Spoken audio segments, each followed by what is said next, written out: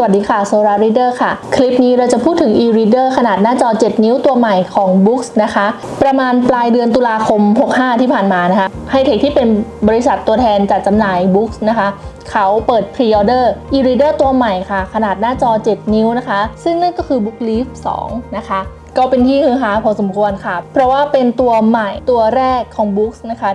ที่มีช่องใส่ SD card ค่ะเร็วๆนี้ก็มีเพื่อนมาคอมเมนต์ในใต้คลิปของเราค่ะว่าช่วยอัปเดตให้หน่อยว่า Leaf 2 เนี่ยมันแตกต่างจาก Leaf 1 ยังไงเราก็เลยไปรวบรวมข้อมูลมานะคะก็เดี๋ยวคลิปนี้เราจะดูกันว่าความน่าสนใจของมันคืออะไรมันมีอะไรที่แตกต่างจากตัวเดิมนะคะแล้วคนที่มี Leaf 1 อยู่แล้วจะอัปเกรดดีไหมนะคะแต่เขาบอกไว้ก่อนนะคะว่าเรายังไม่มีตัวนี้เพราะฉะนั้นสิ่งที่เราจะพูดต่อไปนี้ค่ะก็เป็นข้อมูลที่เราได้จากการรวบรวม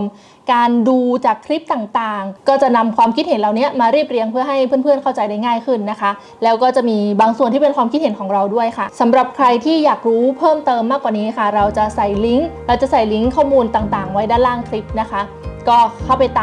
ามดูกันได้นะคะเดี๋ยวเรามาเริ่มต้นทำความรู้จักกับ Boox Leaf 2 กันก่อนค่ะข้อมูลนี้เราเอามาจากหน้าเว็บของ Hi-Tech นะคะHi-Tech เขาเป็นบริษัทที่เป็นตัวแทนจัดจำหน่าย Boox ในประเทศไทยนะคะราคาเริ่มต้นที่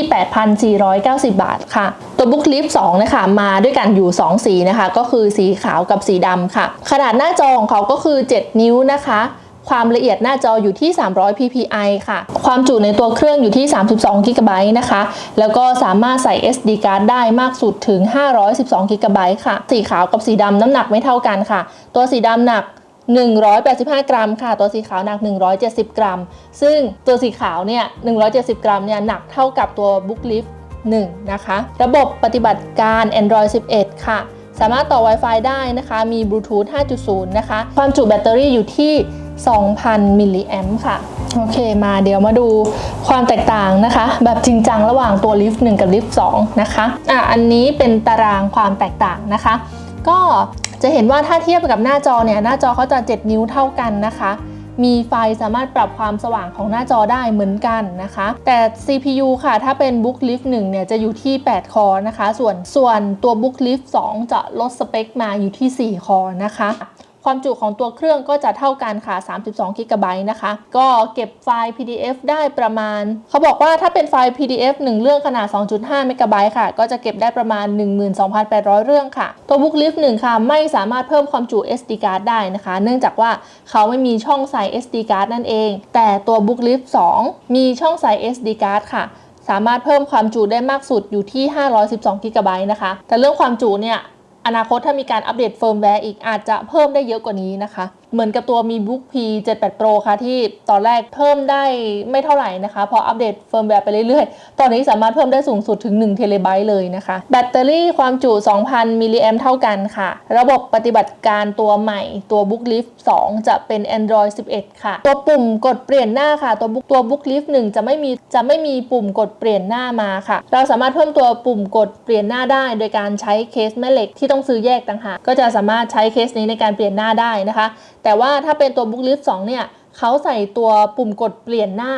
มาไว้ที่ตัวเครื่องเลยค่ะสำหรับปากกานะคะตัว Book Leaf ทั้ง1ทั้ง2ไม่สามารถใช้ปากกาได้ไม่มีปากกาแถมให้นะคะมีลำโพงทั้งคู่ค่ะทั้ง Book Leaf 1 และ Book Leaf 2 นะคะน้ำหนักเท่ากันอยู่ที่170 กรัมค่ะแต่ว่า Book Leaf 2 เนี่ยมันมีอยู่2สีขาวกับสีดำตัวสีดำจะหนักกว่านะคะอยู่ที่185 กรัมค่ะส่วนราคานะคะตัว Book Leaf 1 เนี่ยเปิดตัวมาที่ราคา 8,999 บาทส่วนตัว Book Leaf 2 เนี่ยราคาเปิดตัวลดลงกว่าเดิมค่ะ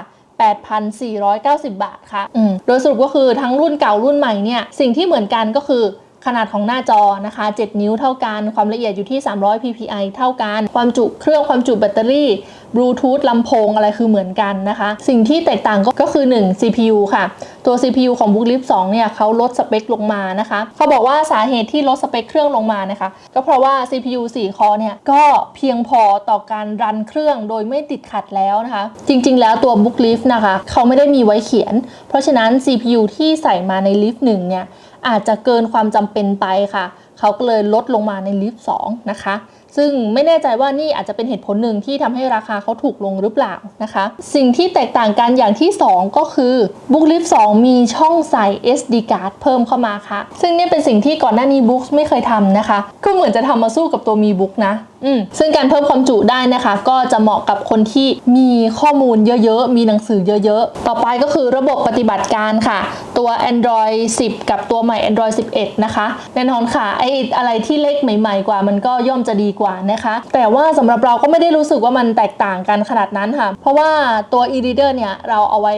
ใช้อ่านโดยเฉพาะอยู่แล้วนะคะเราไม่ได้ไว้เล่นเกมเราไม่ได้รันแอปอะไรที่มันวิลิสมาลาเราใช้อ่านอย่างเดียวนะคะเพราะฉะนั้นเราว่าตัวระบบปฏิบัติการเก่าๆก็ไม่ได้น่าเกลียดอะไรนะคะแทบจะไม่เห็นความแตกต่างด้วยซ้ำนอกจากว่ารุ่นเก่าๆบางรุ่นอาจจะรันแอปอะไรใหม่ๆไม่ได้เช่นตัวแอป TK Read ที่ต้องการระบบปฏิบัติการ Android 8 ขึ้นไป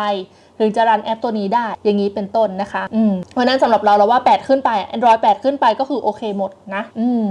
ต่อไปปุ่มกดเปลี่ยนหน้าค่ะ